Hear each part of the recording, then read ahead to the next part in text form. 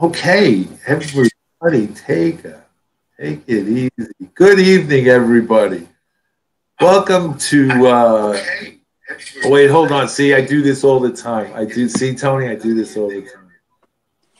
I got to turn down the sound. See, this is a professional run outfit here.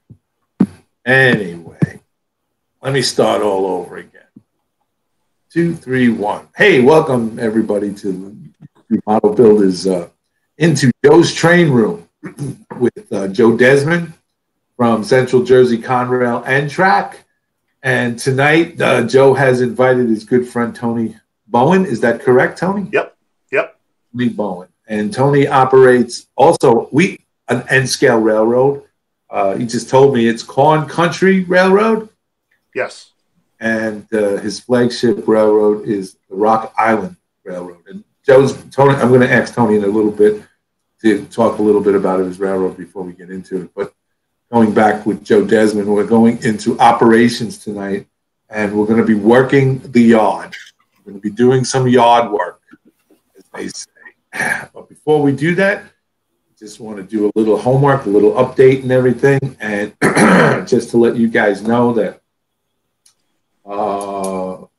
next Tuesday is the 25th. That's Christmas Day here, and we will not be broadcasting any shows that day, and stuff like that until after the holidays and back into January of 2019. Well, I was going to get to that, John. Go in there, John. John gets real upset when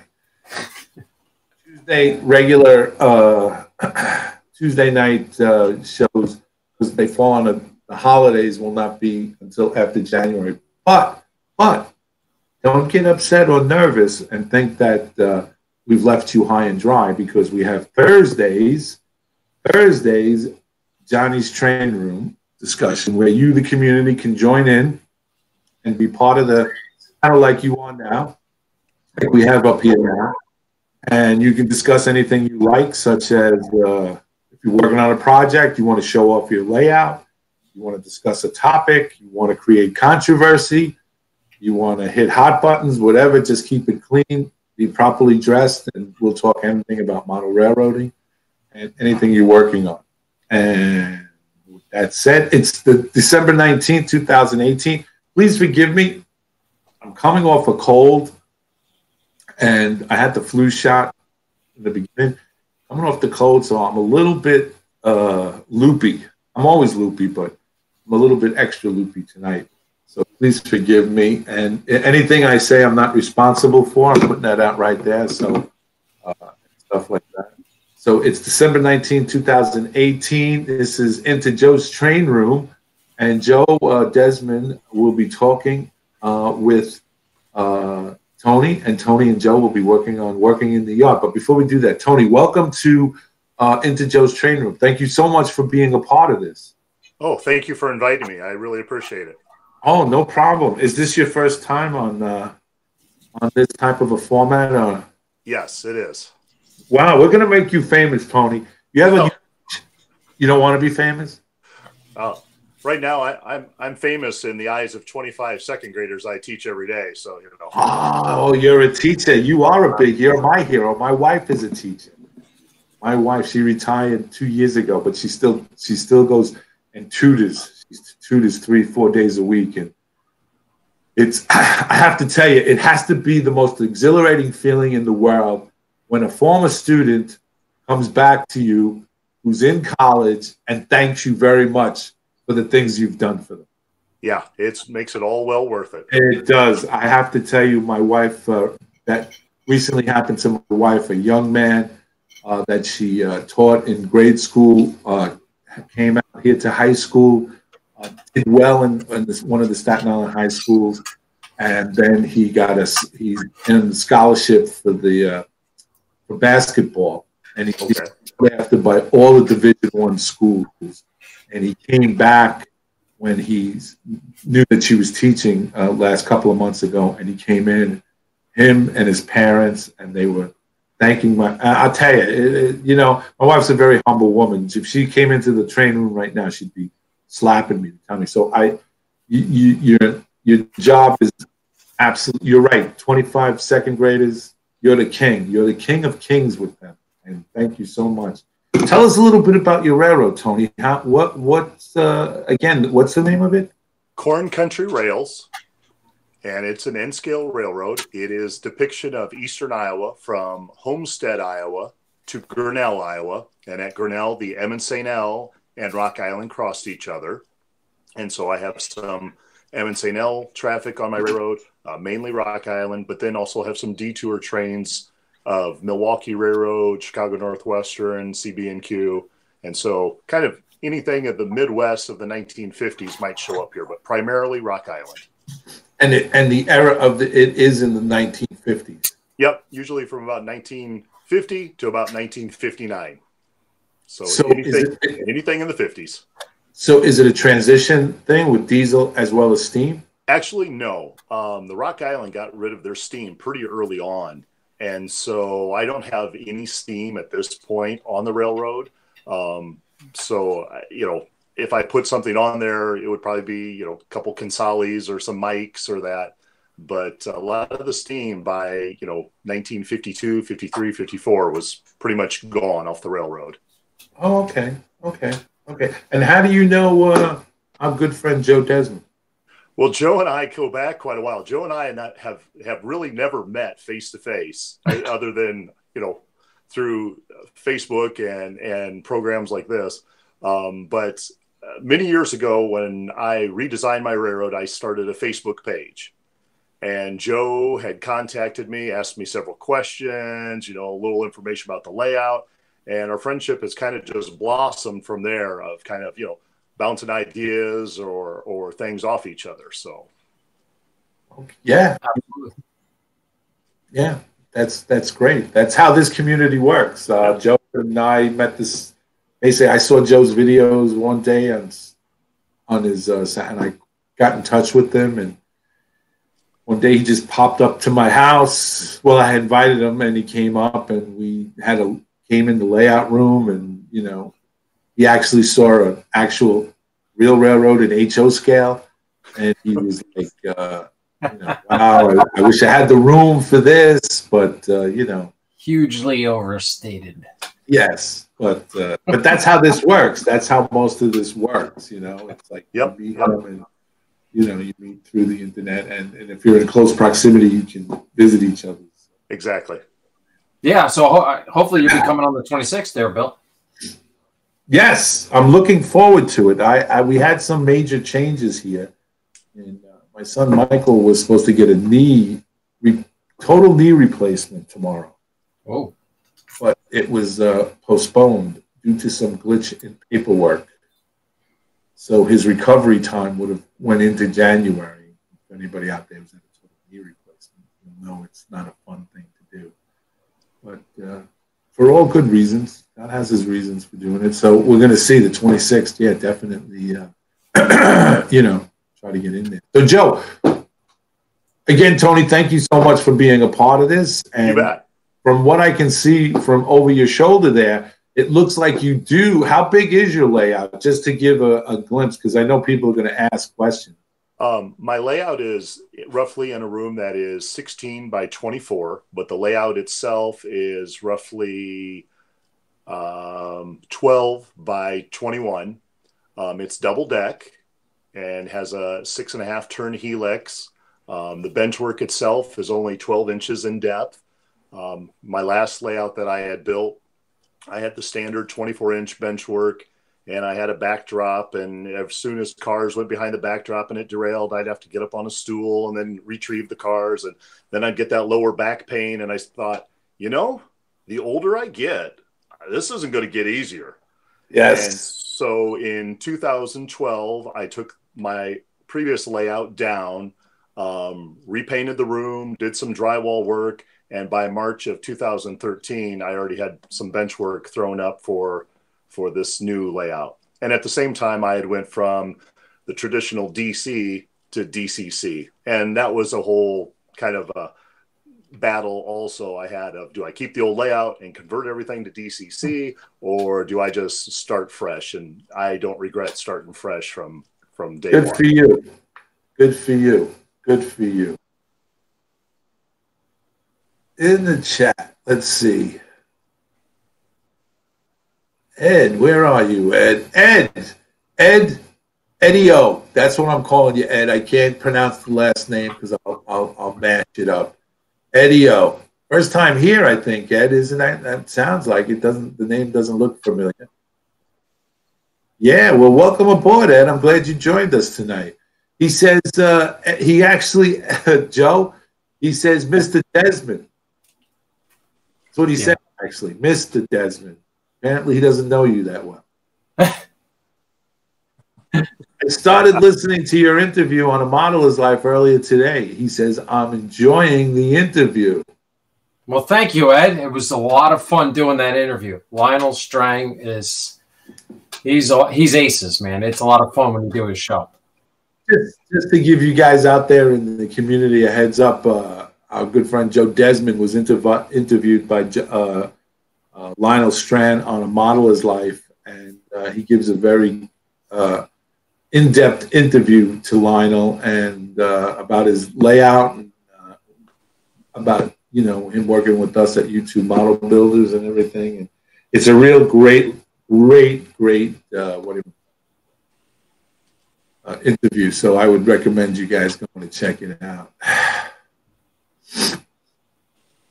So, Ed says he's a first-time viewer. Well, good for you.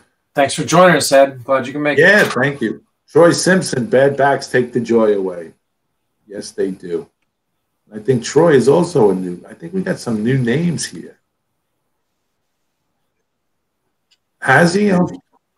Okay. Hey, good, California. The Bob's Man's Cave, N-Scale says, I may end up redoing mine to a lower level someday. The Man Caveman's. Yeah, for those that don't know or have not seen, go over to the Bob's N-Scale Man Cave YouTube channel. I don't know, Tony, if you've ever seen this, but a good friend Bob, he has his N-Scale. He has it going on the top of his ceiling. Yep. Throughout his whole house.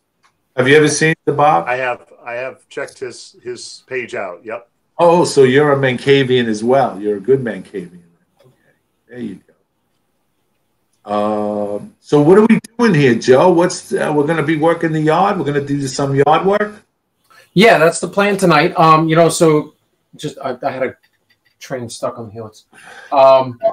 So in keeping with our show so far, the work with Mr. Bronick, we went over all of our paperwork and some design considerations, and we touched a lot of bases.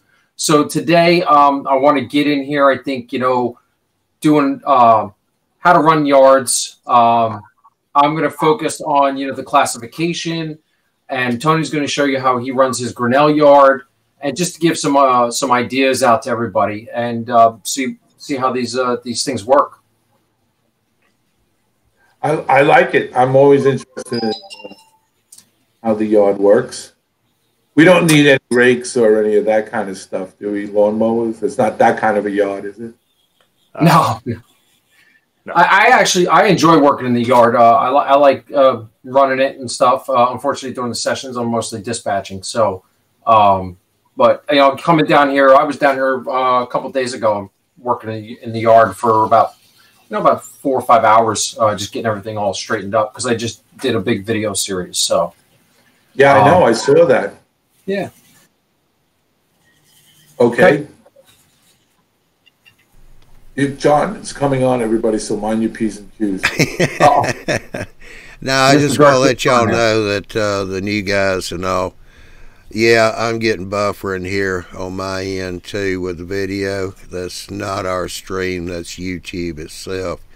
What you need to do is put your cursor on the viewer, and you'll see the red line. And down at the bottom left, you'll see a button that says Live. Just click on the word Live. That brings you back to real time. What's happening is it drops you back on the timeline.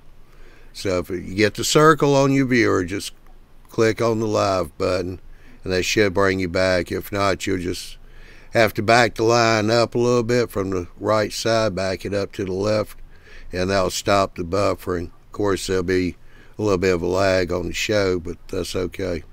I just want to let everybody know because we are getting a little buffering tonight. So the show's back to you guys. Okay, thank you. Thank you. So go ahead, Joe. You were saying in the yard? Yeah, so I like coming down here and, classifying the yard. I find it enjoyable. But, there's some considerations you got to, before you just jump into it. And I'm going to show you how I set it up to go. So what I'm going to do is I'm going to move my camera and get repositioned here. Give me 1 second. Come on, Johnny, you want to unmute my camera so nobody gets sick? Okay, then I can't reach my computer right now. Okay. I'm sure everybody would like to see my big face full screen. Okay, so here's the classification area on the yard. Then if you look down here, this is our main track. This is what I call the number 2 track in here. And this is what we use for the switch lead. And it runs all the way through the yard and then comes down and curves around down there back by the backdrop. So what that allows is the yard to operate continuously, even though trains may be running on the main. The second thing that I've done in this yard is I put in, this scale track. I've shown you guys this before. And, that also kind of functions as like a little runaround. So I can have the yard crew in here working and also be running locomotives around to the service center, to the service facility, without interrupting the yard crew. So that's design-wise, that's what I did. Now, I think we have maybe about a 60 or 70 car capacity in this yard here. I got 10 tracks. So it can get away from you. I was doing a video a couple days ago, and I got distracted, and next thing I know, I had cars in different spots where they weren't supposed to be. So that's why a good planning and concentration will keep your yard running smooth. So what I'm going to do is I'm going to swing you down here to look at my bill boxes. Back my mic out of the way. Off camera here. You guys want to see that? So here's my bill boxes. And what I've done is I've labeled them all the track numbers.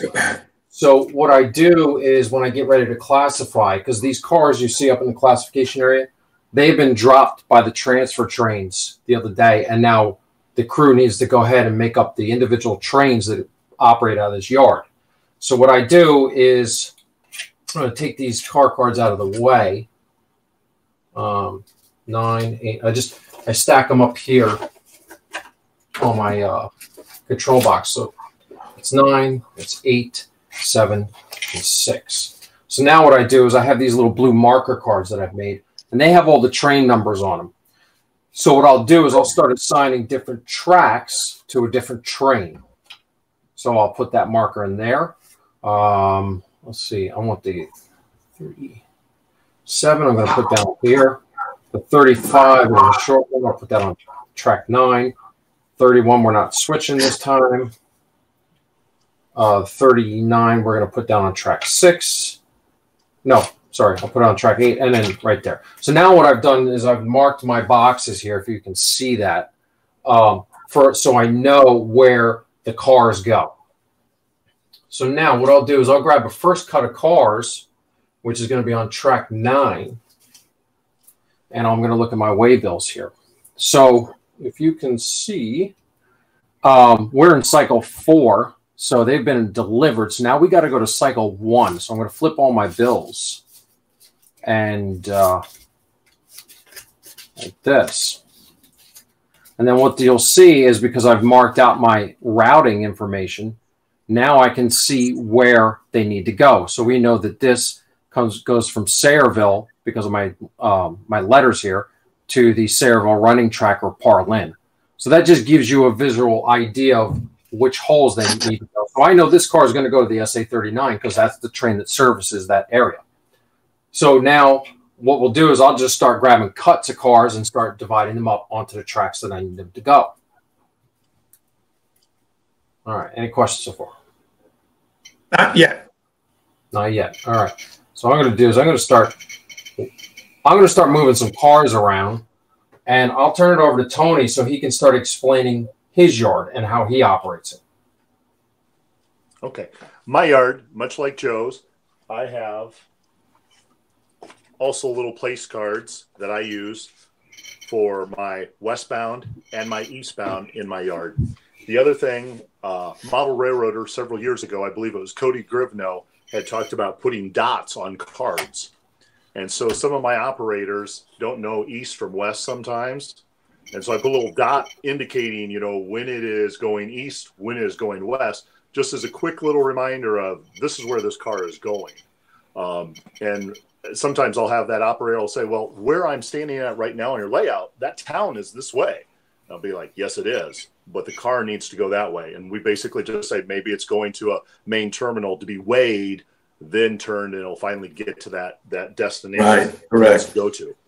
I have basically two different waybill boxes. The first one right here in front of me is for the town itself, because my yard job not only has the yard, but in between has other industries on the back.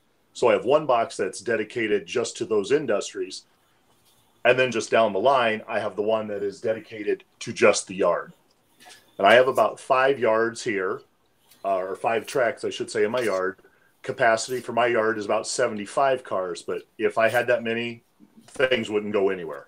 Right. So it's really essential to kind of have that runaround track. I mean, I do have the main line that, you know, with permission from the dispatcher, we can certainly run out on the main and get at the other end of the yard. But most of the time, it's kind of nice to say, hey, things on the main line can keep running. Things here in the yard, even though I have a passing siding right here, sometimes it also doubles as a nice long switch lead. And so essentially, as trains come in, it's just, you know, turning the cards just like Joe did and deciding, okay, which track are they going? Is this car eastbound? Is it westbound? The other thing I have is I do have a turn that originates and terminates here.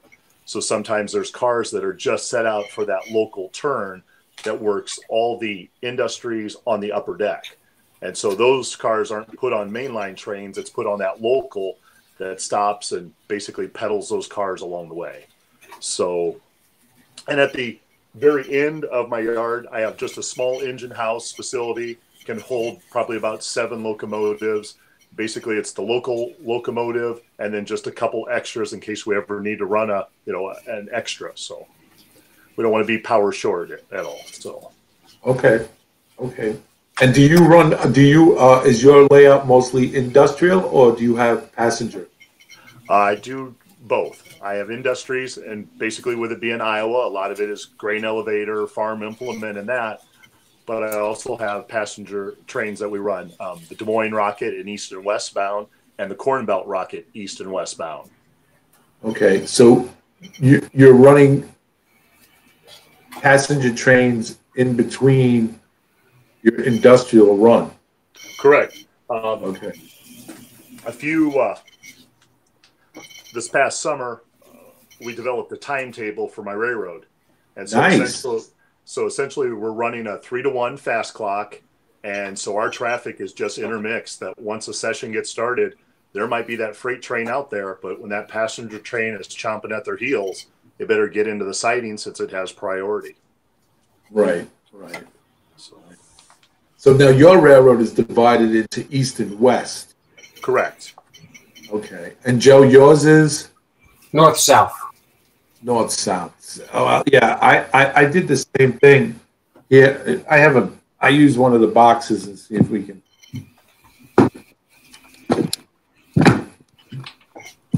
And on my box, I put south and north. North coming this way, south going that way. So it makes it easier. So it really is. It's an aid to the operators that come. Right.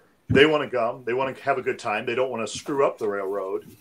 But yes. It also helps aid them to know, okay, this is what my job is and where cars need to go. And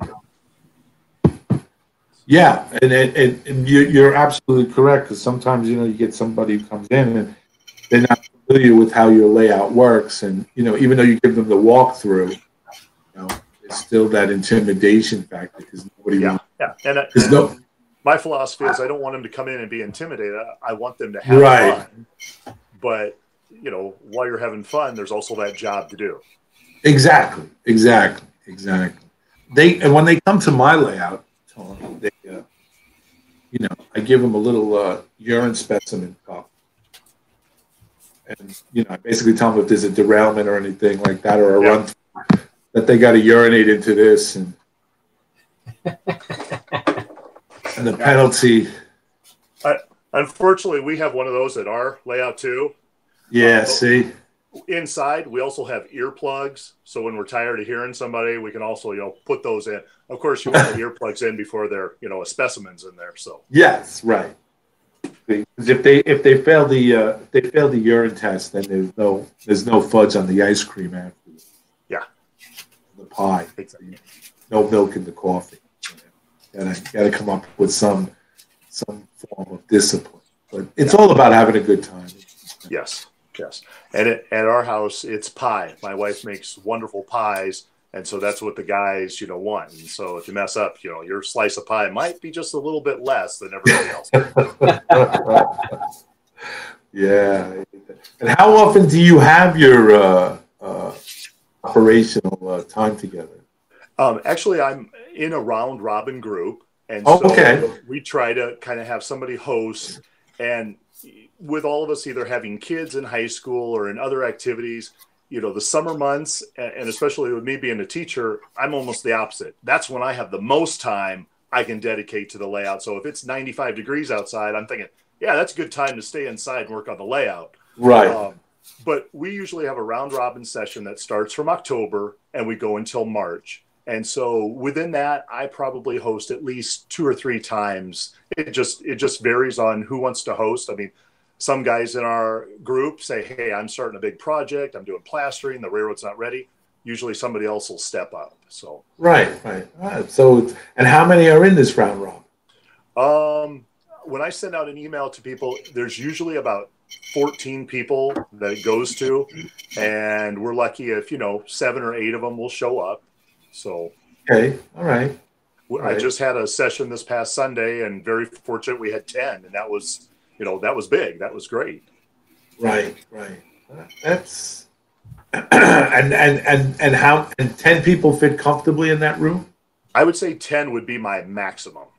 Okay. Because in that 10, you've got one who is basically being dispatcher, so they're out of the room. And then myself, I'm usually train master, not operating trains, but just kind of, you know, filtering questions, helping people out, putting out any kind of little fires or battles or just answering questions. So that leaves essentially 8 people to operate the railroad. And at that point, that works pretty well. And if we have somebody new, you know, I have a good friend of mine that his 15-year-old son has kind of gotten an interest in trains. And so we kind of do a pair up of father and son to kind of help each other out. So. Oh, good. Very good. On the DCC system, curious to know, what system do you run? I have NCE. Okay. How do you like that? It's all that I've ever used on this layout. I've been very happy with it. But a good friend of mine has Digitrax, and I've operated on Digitrax. And other than getting the throttle in my hand and kind of going, okay, got to kind of reprocess and retrain myself, I think both of them are very good programs. I mean, very good systems. Right. I agree. I have an NCE on the South Brooklyn. So, but anyway. So, Joe, what are we doing here? Scratching my head, trying to make some holes, put some cars. I have a question. Shoot. And you guys can take turns answering it, or you can break it up.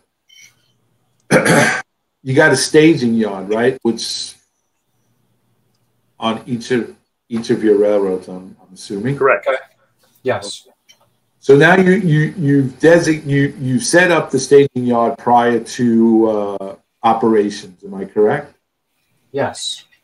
Before the gentlemen come over,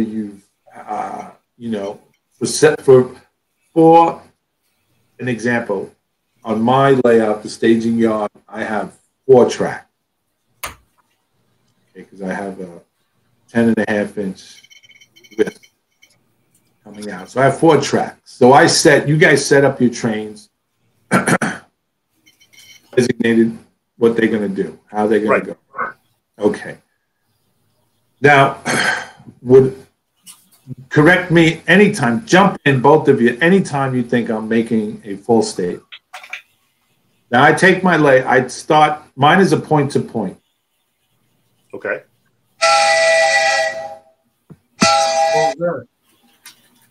Right? Hold on. Hello? Yes. Yes, I'm well. Who is this, Ben?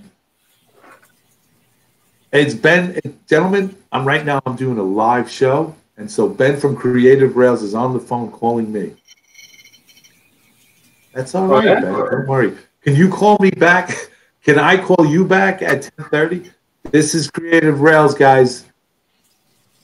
Ben owes me a lot of money, and he's trying to, yeah, he's trying to persuade me. But he's Canadian, so he's not really that aggressive. So anyway, Ben, let me call you back. We just let the cat out of the bag. This is the next guest for in the year 2019, Ben from Creative Rails. So, and go check out his YouTube channel, Creative Rails. Guy has an awesome channel. All right, I'll call you back when I get finished, okay? All right, buddy. Be well. Bye-bye, and God bless. Bye-bye. Look at that, huh? Now, where was I? Oh, yes. Get a quarter. Talking about staging yards. Okay, now, here's the deal. Let me not... if my wife was standing over here, she'd go like this. Anyway, the operator comes in. I say, okay, here. We take the train out of the yard, okay, out of the staging yard, okay? We come around the entire layout, all the way around. Come around and around, up to the head of Brady Yard. Okay, we're going to go into the yard. Now, from that point on, how do we classify what boxcar, rolling stock goes to what track? Is that simply arbitrary? Well, you ask a very good question, and on my railroad, it might be very different. I have a town that no longer exists, but at one time, the Chicago Northwestern came through it and crossed over the Rock Island. So that's my what if on my railroad, because that's where my north and south traffic goes. So when we're operating a train, all trains go through that yard. And so if it's a car that would go north or south, it's automatically pulled off. And it might be an arbitrary track of saying, St. Louis to the south or Minneapolis to the north, even though I'm going east to west. And so that's a way to get rid of my north and south traffic. Cars that are picked up already in my staging yard, when I get ready to flip them, the first yard they might hit is this Grinnell yard. And so if it's an eastbound train, they stop right here, and those westbound cars are set out to go back the other way. And the same is true at the other end of the yard, that if it would be eastbound and those cars need to go west, then we set them out. So instead, it's kind of random depending on the turn of the car. You might have a whole block of trains that maybe they're all eastbound and you don't have to stop at all. Or it might be kind of cherry picking that, there's 2 or 3 cars that need to be picked out and the rest continue on their way. So I've had just a random on my railroad. Now, when you come out of the staging yard with your train, say I come to your layout, and you say, this is your put in from staging yard. Well, I'm just arbitrarily saying track 1 is yours, Bill. You come out. When I come out of the staging yard, do I automatically start switching? No, usually, like this Grinnell yard, there's already a yard person here. So it might be a mainline crew working with somebody who's already assigned here. But I think my question is, like, see, on my layout, since it's a point-to-point, like if you came here, Tony, and I said, okay, you have track 1, and I have 2 tracks that are designated for coal because I have a power plant here that operates. So it's the track 1 is designated coal, and it's 8, and you can run a maximum of 10 cars. So I say to you, okay, you got the coal train for the power. You're taking that to the yard.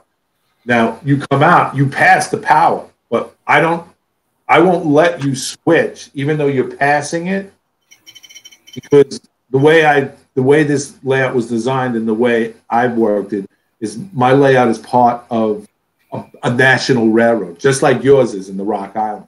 Sure. My train is coming from, let's say, West Virginia in my imaginary world, and it's coming through the yard. It's coming through. So I wouldn't normally switch. I would have to take it into the yard, classify it, put it in, break it, whatever is going out and whatever cause it. Because I also have Genco Oil and Coal Company that gets designated a few parts. So what I'm trying to ask is, when your train comes out of the staging yard, is it the responsibility of that operator? Does he take it right to the yard so then cars get classified in the yard and then reset up to come out into the industry? On my layout, yes. But usually it's those cars that are headed in the wrong destination. Right. So that's what gets set out. Those cars that are continuing with him, he goes. But then in the same regard, cars that have been flipped in this yard, he'll pick up those eastbounds and continue with them. Okay. So it's kind of an exchange. You're getting rid of those westbound cars that may have gotten flipped from the previous session. Right. They're set here to head the opposite way. But there might be eastbound cars that have been generated from either the previous session or industries that have been picked up here to head the same direction as that train. Okay. So all right, that makes sense. That it clears it up for me, because like you said, each layout is a different in configuration and operation. Is your layout a continuous loop? Well, it can be ran as a continuous loop, but essentially my staging at one end of it is basically Silvis, Illinois. The other end of it is like Des Moines, Iowa. Right. Okay. So you could run through the whole layout, but essentially when we're operating it, if it leaves Silvis, it comes back on that same track, but essentially the other end of the yard. And so we'd say that's Des Moines, even though it might continue all the way down that same yard track to be set up for the next session. Right. Okay. I understand. Now, my second, as you were talking, it's generating some thought here. How is it, you said previous session. So when your session ends at your house, do you leave everything in place until it comes back around in the round robin to you? I usually leave everything in place unless there was a train that did not get operated. Like this past session, we had 2 trains that just didn't run. Well, one of them was a passenger train. There's not going to be cars to be switched in or out on that. So that one I'm not too worried about. But there was a freight train. And so that one I will probably come down, run on my own time, set those cars out. Just because if it's not ran, either you're going to have a train that's really long or just the opposite. You'll have a train that has, 3 motive power and 3 cars and a caboose, and so just to kind of keep that traffic flow to see pretty much the same. Yeah. So it's not so lopsided. Okay. So now the round robins, the next session is not at your house. And then I'm just saying for sake of argument here, just this is the next set, the skip session, not at you, and then it comes back to you. Right. So now you have. Back to me, those cars are still in those industries, and then I will clerk the yard prior to the session of what cars get picked up, which ones are still holds that are going to stay, and then they already have in the staging yard those trains that will either be set out at industries, set out in yards, or what might already be picked up at a yard to be set out. Now, let's say in that situation, again, you're clerking it. You have you have boxcars, say, at a certain industry that you have there, but there's more boxcars. They haven't set out yet. They haven't been finished yet. So, but you're having 2 more boxcars added to in that new list that you've created. So usually I have those boxcars still on a set out because they haven't met their destination yet. Right. And so they stay until those ones that are in that industry get pulled and those other cars can be set back in that. Or just the opposite. If there's some that's like, you know, we clear out all these cars, there's none left in this town, I might just clerk it and say, all these cars, we're going to just hold for this session. We're not going to, you know, move them. Or there's a room that we can add more cars to them. Okay. All right. So basically what we're doing here is we're playing train chess. Pretty much. Yeah. And some of our operators are really good at train chess, and some of them could switch a 1-car train all day long. Right. Yes. Yes, absolutely. I agree with you 100%. Well, my next question was, what have you ever set up a scenario to, you know, because you have the same guy, well, not the same guys, but you have a regular crew that come. Have you ever thrown something like a, you know, a curveball or an... Oh, yeah. I think Joe has talked about this. A few years ago, I sent him some incident cards that I also got from one of my operators. And so, you know, we could throw curveballs, especially, you know, operating in the 1950s. Hot box, you hit a cow, you know, you miss somebody's luggage on the platform, you know, it needs to be taxied out. So we'll have all sorts of scenarios like that. Oh, okay. And that has thrown that, you know, because then they don't know. That is thrown. Or, you know, I'll have a maintenance away train and maybe one of the bigger sightings, well, you can't use it. That maintenance away train's sitting on it. So then that dispatcher has to kind of, you know, stop these trains at shorter sightings. Or, you know, we've had to have some that have had to do saw-bys. And people are like, how do you do a saw-by? I said, well, let me show you how, you know. Yeah, I'm glad you asked. You know, so there's always the South Brooklyn Railroad is modeled in the New York City urban area in the 1970s when the city of New York was at its worst. Okay. So my incident cards are burning cars across the track. You know, and, right. It's, you know, I kind of like throw a derelict wrecked car across the track. You know, unfortunately, I won't set it on fire, but yeah, it's you know, something. So, you know, for each era, there's a different situation that you know, that you had. I know I can relate that I had a few. In my neighborhood who was interested in getting involved in model railroading. So I invited him over for an impromptu operations, you know, kind of thing. Yep. So he was new to it, you know, so you got to walk him through it. And he was very like, oh, you know, I don't want to break anything. I said, it's all plastic. If it breaks, we can glue it. Don't, you know, just don't randomly pick things up. Some things are glued, some aren't. So just let me know what you want to do. Right out of the box, as he comes out of the staging yard, he derails.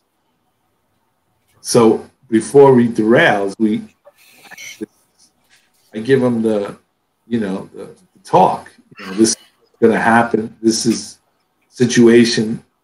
If this situation occurs, this is what you need to do. If this situation, this is what you need to do. So when he derails, he went into a mild panic. And it was like, relax. So he goes to pick up the derailed car. And I explained to him, I said, you can't do that.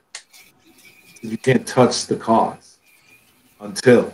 And he goes, until. I said, you have to come to the yard and you have to go to the maintenance away track and you have to switch out the crane. Yep. Switch out the maintenance away car, and then you have to bring it to the site. So he looks at the layout. He looks at all he had to do is turn around.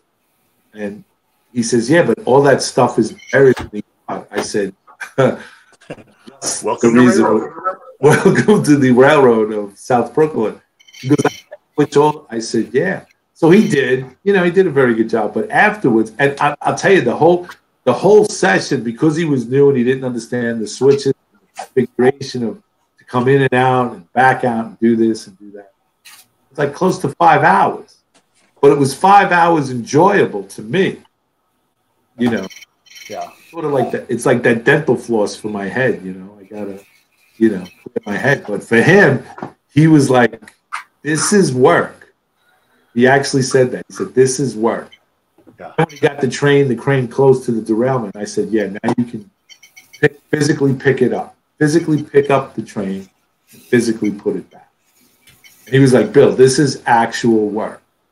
I said, well, to you it may be. To me, it's called relaxation.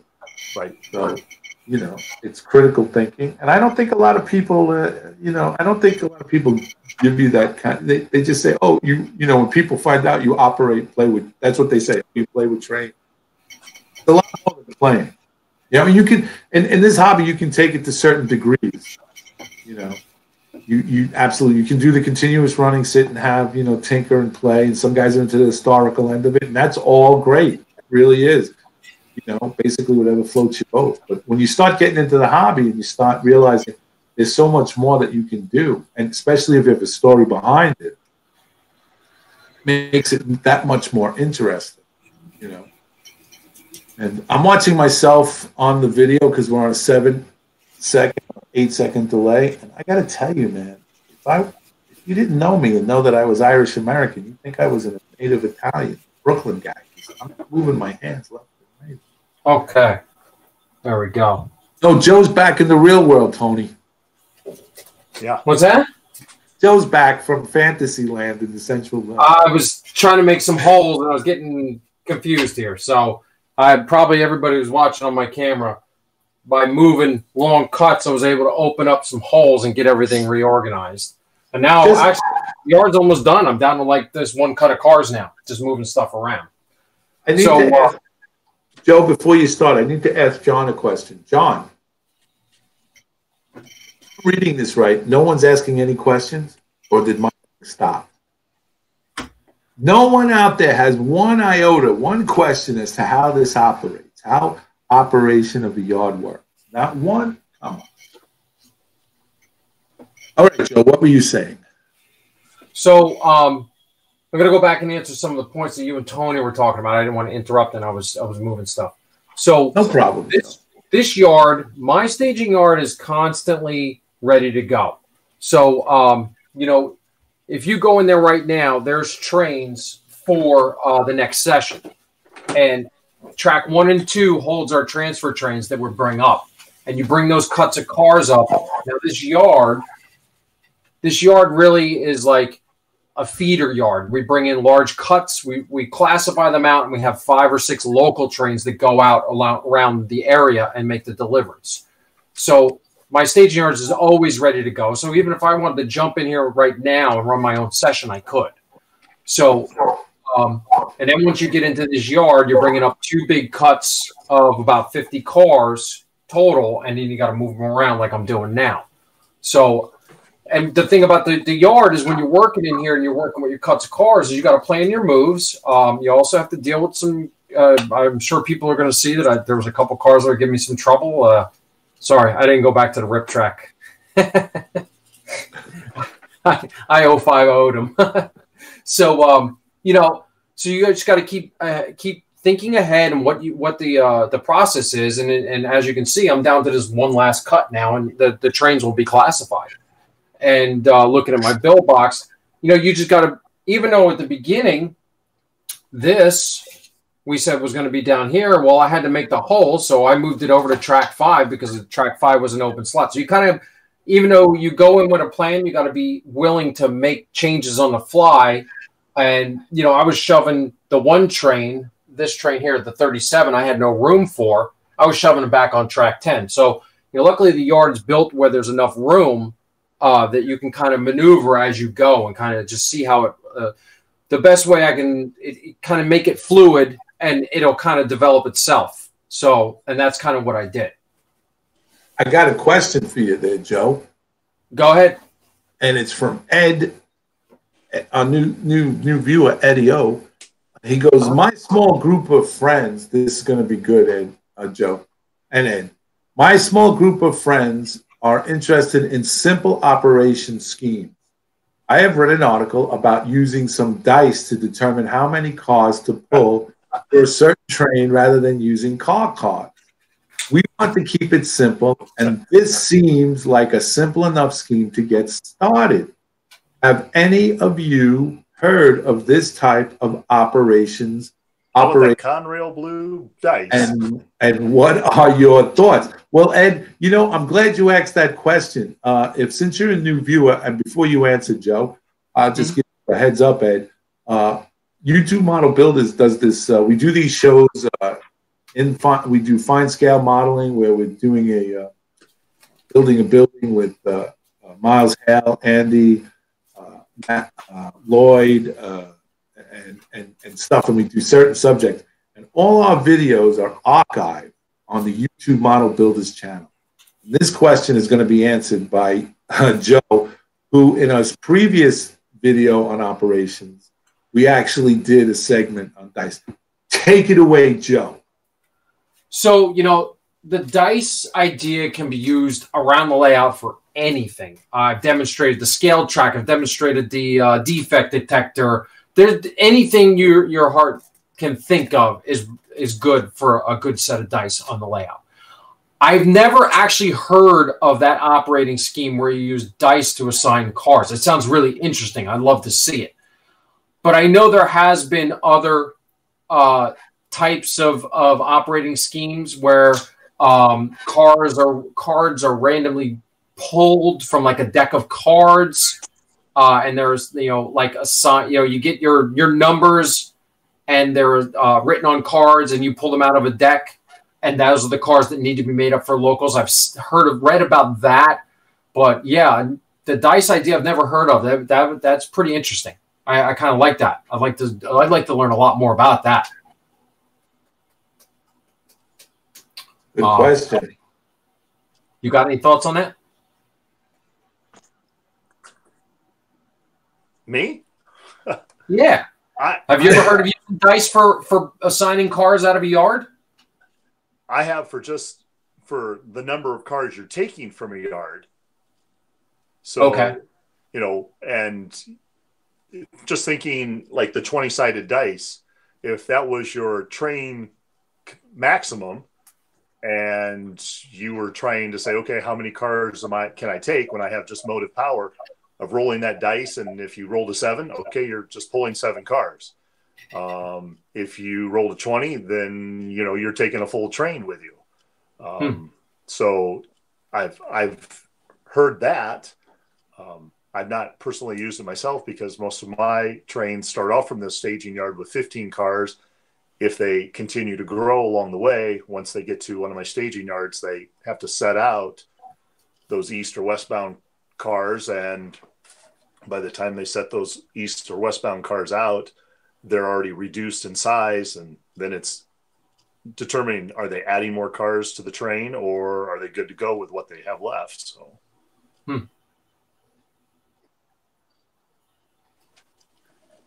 Ed has a reply. He says, I first read about it in a past OPSIG journal. He says he can't recall the issue offhand.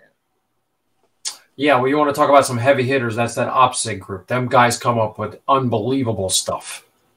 If you're interested in operations, yeah, I think the OPSIG group is a great learning tool right there. Yeah, I get that. I get the physical magazine, and I tell you, those guys are like major league ball players, and I'm still in minor A ball. Yeah, I think I'm maybe in AAA at best. I'm working my way up. Every time I seem to go to AA, they knock me down again.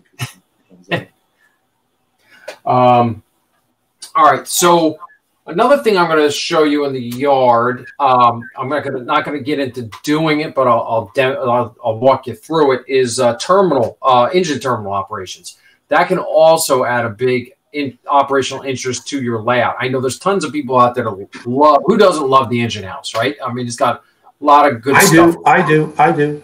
Yeah. So, you know, there's a lot that goes on there. And so I'll walk you through basically how my terminal's set up. So I'm going to swing this camera around for you.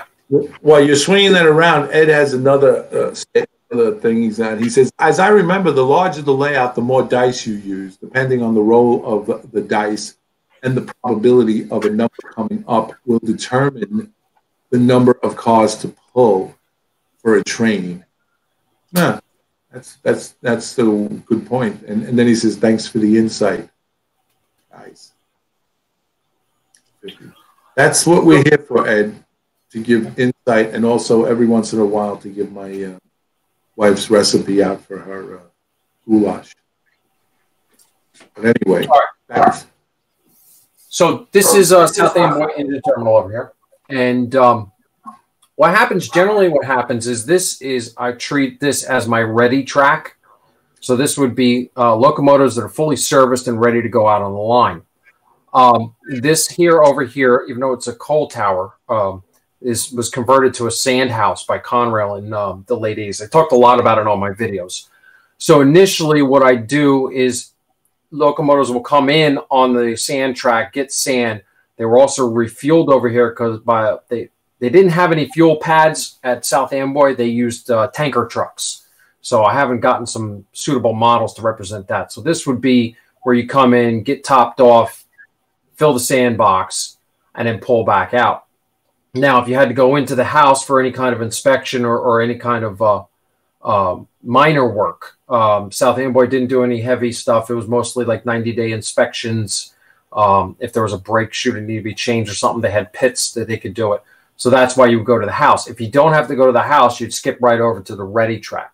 Now, during a session, you know, this can tie down an operator on its own. You know, if you have a car card set up where you can say they come in and then he's got to move them out of the sanding and fueling area over to the ready track. So, you know, that's a big thing that I just wanted to point out.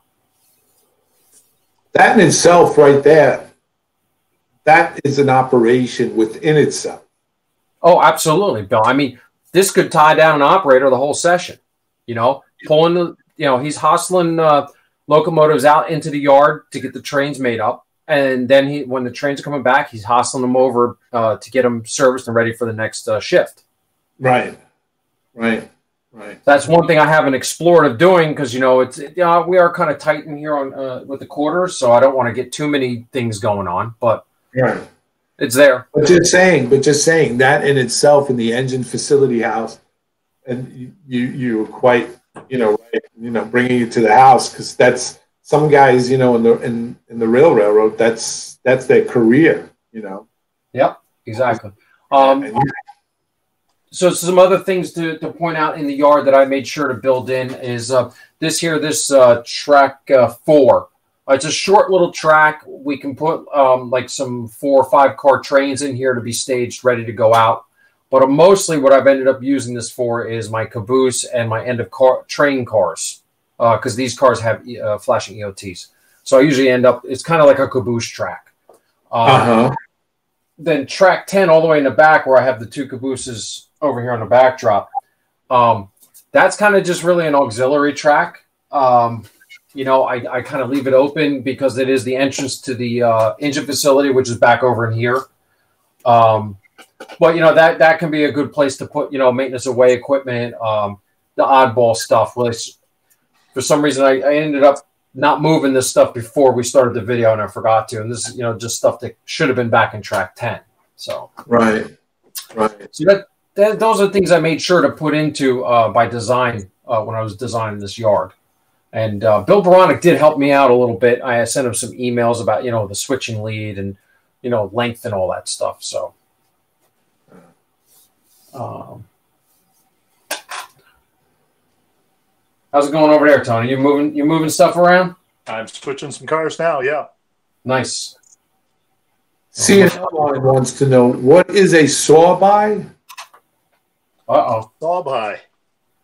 Saw-by is when you have a train that is longer than the siding. And so somewhere along the line, you've got to cut the train in half or in thirds and maybe the motive power of the train on the siding might push the other train's cars ahead while the other train clears the switch or the other end of the siding. And then hopefully if that other train is short enough, it can all fit in the siding somehow. I mean, most of the time you have to split both trains somewhere at the end to do the saw-by. So I think it's an early on Bruce Chubb's book, How to Operate Your Layout, has some pretty good, they're crude, but very good instructions on how to do a saw-by. Right. Okay. That's pretty much all I wanted to go over tonight. Well, guys, we don't have a bevy of questions. You know, it seems like this was more of a tutorial. Everybody's out finishing the Christmas shopping. Yeah. Well, we were up to. No, they're watching. Everybody's out there watching. I think this was more of a tutorial, educational kind of situation, which is good. That's a good thing, man. You know, and the best part is that this is archived, so it will be. You guys can always go back to it if there's anything you missed. Tony, I forgot to ask you. Do you do YouTube videos? Do you have a YouTube channel? I do have a YouTube channel. It is just Corn Country Rails, and I don't post as much as Joe, but I try to get at least something there at least once a month if I can, even if it's an update. Sometimes they're long. Sometimes they might be just a quick 5 or 7 minute little how-to tip. So everybody out there that's watching, please go to Tony Bowen's YouTube channel. It's Corn Country Rail. Subscribe to him.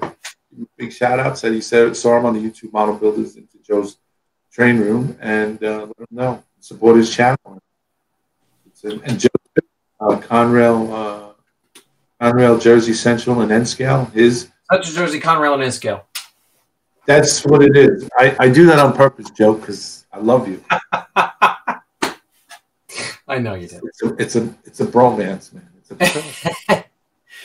I just wanted to get Tony in here so you could see his yard, and I wanted to get my yard up here just to, kind of whet your appetite, get you to get out there and read. I know Tony Custer wrote a great book on, design work for operations. The opposite groups has a lot of good information and how to plan a yard. And then, once you build the yard, it's you got to learn how to manage it too, because it can be a beast. And next thing you know, I was filming a video the other day, and the phone kept ringing, so I'm walking away from the yard. I get distracted, and next thing you know, the yard's a big disaster, and it took me 20 minutes to unmess it up. And that's the whole thing about the yard. So you just got to know how to operate your yard, and like I said, get that plan in order of what you want to do, but also learn to be a little flexible, because you may open up holes where it may be easier to make moves. Yeah. So I have a question for Mike. I have a question for Michael Conley. Okay. Guys, I have a single staging yard that dispatches east and west trains into one town. What do you think of 4-cycle cars that take cars off the layout for 2 cycles to off-layout industries? Trying to figure out operations for a small layout. Well, he's got a lot of flexibility there, because like the Micromark cards, they're 4-cycle, but there's nothing saying you have to use all 4 sides. The other thing is they make blue ones that are essentially a 3-cycle car, where might be industry, and then going back to the home road. Right. So, I mean, if he's thinking of taking those cars off the railroad and putting them in, a cassette or some type of Sterlite totes or something like that, a friend of mine, he has drawers, and he just basically labels them, whether they're east or west or, north or south, and those cars just get nested in there. And as cars come off the railroad to go in those cassettes, those cars that are in the cassettes, basically it's an exchange. They come back out on the railroad. Right. Yeah. I the eventual goals, once I build my freight fleet up, is I will have a 5th cycle, and that'll be off the layout, so that eventually I can get that cycle up so that my operators aren't seeing the same cars going in the same sidings all the time. So we kind of like, just add more randomness to the pattern. So I think that's a great idea of doing that. And, there's no limit. You can have as many extra cycles in storage off the layout as possible to make it more interesting. So I think, yeah. And the Micromart system is very flexible, and, they give you the lines, and their instructions don't say, well, you got to do this. They kind of don't give you instructions. So it's really good for you to learn how to do it and kind of tailor it to your layout. And I think that's a great idea what he's doing. Right. Yeah. Greg Snyder says, hi, guys. Hey, Greg. Greg, how are you? Well, I think we'll call this a wrap. Absolutely. In the industry.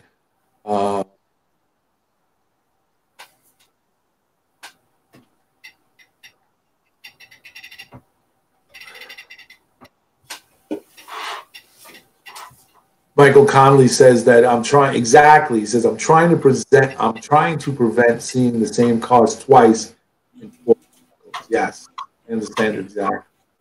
And here again, that's another perk for those dice. You could always roll that dice when you want to have those cars come off the layout. How many are coming off? How many are going back on? That works too. That works as well. Yeah, works as well. So just to guys let you know out there in the community, this Tuesday night shows will be coming on after the holidays. But Thursday nights, Johnny's Train Talk show, are still scheduled for Thursday evenings. That's where you, the community, can join in live with and certain guests. Sometimes Ralph Renzetti, a.k.a. the Mudfather, comes in. Andy Crawford is always popping in. His schedule has slowed down a bit since the weather has precipitated that he can't work outdoors anymore, putting up big antennas. But so he's been coming in, and you guys and the community can come in. It's open to everybody. You can join the panel and be a part of it, or type into the Q&A. So Johnny's Train Talk show, a train show, will be still airing Thursdays to the end of December, and then we start all over again in 2019. From myself and from the rest of the guys here at YouTube Model Builders, we just want to wish everybody out there a blessed and very Merry Christmas. And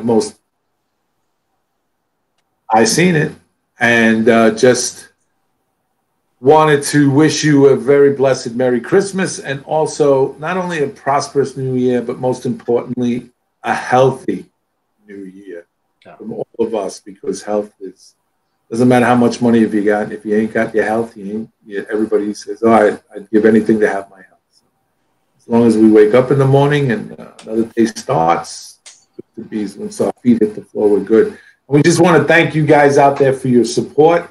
Following us here, John and I were talking earlier, and we've realized that we've come up on 5 years of doing these YouTube model videos, doing this Into the Train Room, programs like this, and other features, the Arduino, and fine scale builds, and bringing other modelers that maybe otherwise you haven't seen or heard of, and we're just so happy to do it. And it's all free of charge. We do it freely and openly, and free content. So we're just grateful that you guys tune in, because without you, we got no viewership, and we'd just be talking to ourselves, which is not a bad thing, because I get a conversation with a tree. And so anyway, Craig Snyder says, can you do operations if only have just one operator?